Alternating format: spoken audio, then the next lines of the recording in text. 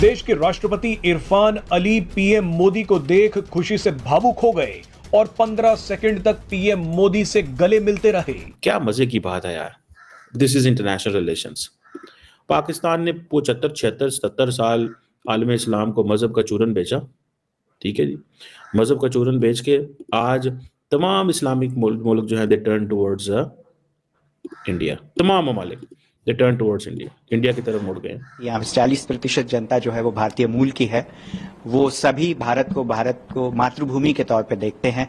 उनके आज भी भारत के प्रति बहुत उनका लगाव है और भारत की संस्कृति, हमारी कला, इन सभी शायद इसलिए कि जब इन्होंने पाकिस्तान बनाया था, जो हम लोगों ने हिस्ट्री के बुक्स में पढ़ा है, तो ये 2 नेशन थ्योरी जो हमें पढ़ाई गई और कहा गया कि नहीं जी हिंदू और मुस्लिम साथ नहीं रह सकते। और इस पाकिस्तान में जिस तरह से मदरसा सिस्टम जो है उसको बहुत ज्यादा आगे रखा गया, हर जगह पे हर चीज में रिलीजन ले आएंगे। अभी इमरान खान जब प्राइम मिनिस्टर थे तब भी उन्होंने एक अहमदिया थे जिनको उन्होंने रखा था उसके लिए, फाइनेंस के लिए, लेकिन उसके बाद उनको हटा दिया गया कि नहीं जी ये तो नॉन मुस्लिम है। देश भारत से 14,000 किलोमीटर दूर है और मजे की बात देखिए कि यहाँ की 40% आबादी भारतीय मूल की है।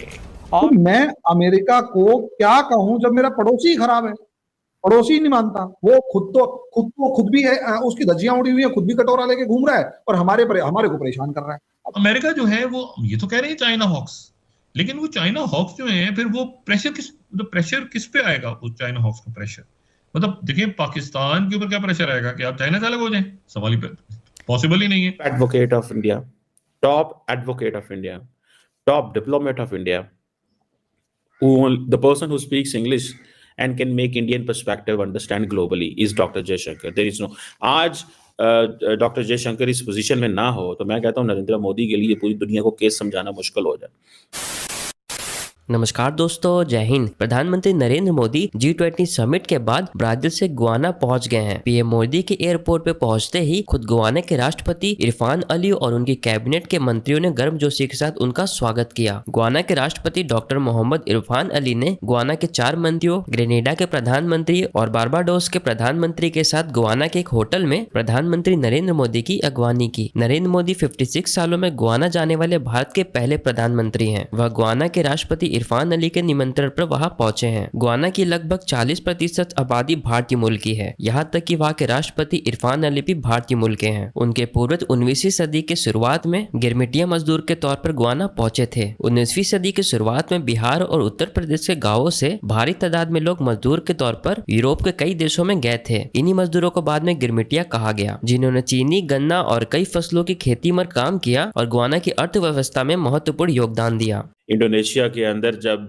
इंडोनेशिया के मौजूदा जो प्रेसिडेंट हैं प्रबोवो सुबियांतो, जिन्होंने भी रिसेंटली हेल्प उठाया, इससे पहले आपको पता है जोको विडोडो थे।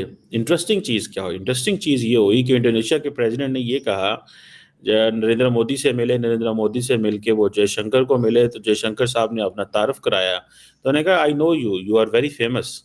और जिस पे जारी बात है जयशंकर साहब ब्लश हो जाता है एंड देन परेशान भी हो जाता है। ब्लशिंग इसलिए हो जाती है कि भाई एक प्रेसिडेंट है जो मुझे जानता है। Obviously who doesn't know Jaishankar in international politics?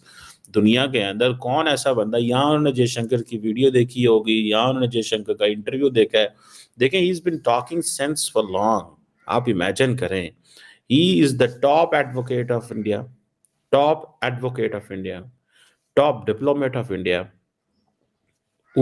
the person who speaks English and can make Indian perspective understand globally is Dr. Jaishankar. There is no आज डॉक्टर जयशंकर इस पोजीशन में ना हो तो मैं कहता हूँ नरेंद्र मोदी के लिए पूरी दुनिया को केस समझाना मुश्किल हो जाए। And I think he did an excellent job picking a seasoned diplomat, turning him to a politician, injecting in him the idea of the BJP and RSS and all this. And now he is like, maybe he's not a member of the RSS definitely, but he's a member of the BJP. और ये जो doctor Jaishankar की है कि everybody knows him, और ये जो Indonesia के प्रेसिडेंट है he is very much popular. Recently जब इनकी ट्रम्प से मुलाकात हुई और बाइडन से भी मुलाकात हुई थोड़े दिन पहले बाय द वे, तो जब ट्रम्प से मुलाकात हुई तो उनको कह रहा था हेलो सर सर सर कह रहे थे, तो वो लोगों ने उसका बड़ा मजाक उड़ाया सोशल मीडिया पे, सर सर ठीक है जी।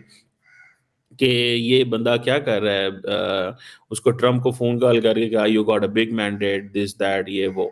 ये जो नए प्रेसिडेंट साहब है ना, ये पहले इंडोनेशिया के डिफेंस मिनिस्टर भी रहे हैं। फरवरी 2024 में इन्होंने इलेक्शन जीता था, बड़े अच्छे मार्जिन से 60% वोट इनको मिले। मोस्ट इंपॉर्टेंट थिंग इज जो जिसको मैं समझना बताना चाहता हूँ, and you know this person took an oath on Quran, on the holy book of the Muslims, he took an oath. क्या मजे की बात है यार, this is international relations. Pakistan ने 75, 76, 77 साल आलम इस्लाम को मजहब का चूरन बेचा, ठीक है जी, मजहब का चूरन बेच के आज तमाम इस्लामिक मुल्क जो है दे टर्न टुवर्ड्स इंडिया, तमाम ममालिक they turn towards India, India की तरफ मुड़ गए। आप इसी से अंदाज़ा लगा लें, इसी से अंदाज़ा लगा लें that how come they are going to make an impact globally, वो कैसे इम्पैक्ट कर रहे हैं ग्लोबली, ठीक है। मैं तो जस्ट इसी से इसको अंडरस्टैंड करें कि वो कैसे दुनिया में इम्पैक्ट डाल रहे हैं, ठीक है ना जी, कि वो नोबडी एवर थॉट कि जी इंडोनेशिया जो है वो जो कि बड़ा इम्पोर्टेंट कंट्री है, वो इंडिया के साथ ऐसे दोस्त होगा, मलेशिया ऐसे दोस्त होगा, यूएई ऐसे दोस्त होगा, सऊदी अरब ऐसे दोस्त होगा। ये देखिए, ये पाकिस्तान की नाकामी है ना, और मैं समझता हूँ कि ये नाकामी भी है और बेवकूफ़ भी हमने बड़ी देर दुनिया को बनाया। वो टॉकिंग अबाउट जयशंकर साहब। अब जयशंकर साहब जो है ना, उसको वो जैसे कहते हैं ना, कौन नहीं जानता, हर बंदा जानता है। और ये सारी बात है, कई दफ़ा आपके बॉस को नहीं अच्छा लगता कि मेरे जो सबॉर्डिनेट है या जयशंकर की इतनी तारीफ़ हो रही है, मेरी तारीफ़ नहीं। और मोदी साहब क्योंकि थोड़ा अपनी तारीफ़ करना पसंद करते हैं, कराना भी पसंद करते हैं। हर बंदे की पर्सनालिटी होती है, नरेंद्र मोदी की ऐसी पर्सनालिटी है कि वो पसंद करता है कि उनकी तारीफ़ की जाए, उनकी तारीफ़ की जाए, उनके बारे में बात की जाए, उनको एलॉजाइज किया जाए। There people who like it, and Jaishankar is one of that who understand Narendra Modi's position. When Jaishankar received Narendra Modi in Beijing and Washington as a chief ministers, तो नरेंद्र उनको पता था कि ये क्या हो रहा है, basically what is going on. So ये जो आप समझ लें कि G20 की साइडलाइन पे मिलना, नरेंद्र मोदी के सामने जयशंकर की तारीफ होना, it means all the work Jaishankar is doing, उसके ऊपर स्टैंप लग गई कि देखो ये जो बंदा काम कर रहा है। 1947 से पहले की बात करें, जैसे आपके भी बड़े शो डीएनए पे आते हैं कि भाई अगर डीएनए की भी एक बात हो तो कहीं ना कहीं हमारा डीएनए मैच करता है। लेकिन जो थिंकिंग भारतीय लोगों की है, चलो ये तो मोदी साहब एक बहुत बड़े लीडर के तौर पर दुनिया में माने जाते हैं, पहचाने जाते हैं, उनकी एक बड़ी स्ट्रॉन्ग फॉरेन पॉलिसी है, उनकी फॉरेन मिनिस्ट्री बहुत ज्यादा स्ट्रॉन्ग है जिसमें डॉक्टर एस जयशंकर की रिप्रेजेंटेशन हमेशा हाईलाइट होती है, वो एक अलग चीज है। लेकिन हम अगर भारतीयों की बात करें, इंडियंस की बात करें, तो उनके जो माइंड सेट है अपनी कंट्रीज को लेके, जिस तरह से वो सोचते हैं, जिस तरह से एक मोदी साहब की एफर्ट से तो इंडिया इतना आगे नहीं बढ़ा जा रहा है, हर इंडियंस का इंडिविजुअली भी कोई ना कोई पार्ट रहता है। और दूसरी जाने पाकिस्तान, आपको लगता है कि 1947 से पहले हम सब इकट्ठे रहते थे, ये इतने 76-77 सालों का इतना बड़ा फर्क कैसे हो गया?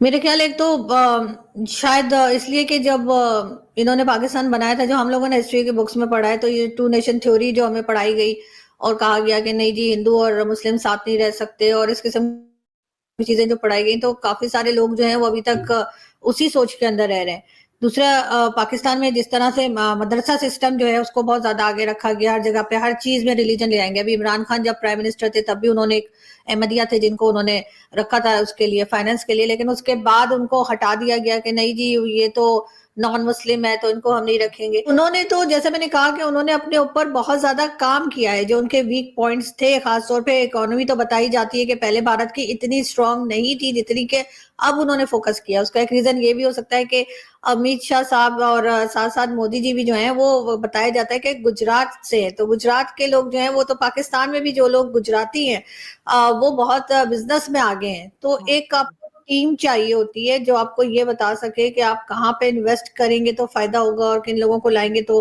फायदा होगा। शायद इस वजह से भी वो आगे की तरफ हमें बढ़ते हुए दिखाई जा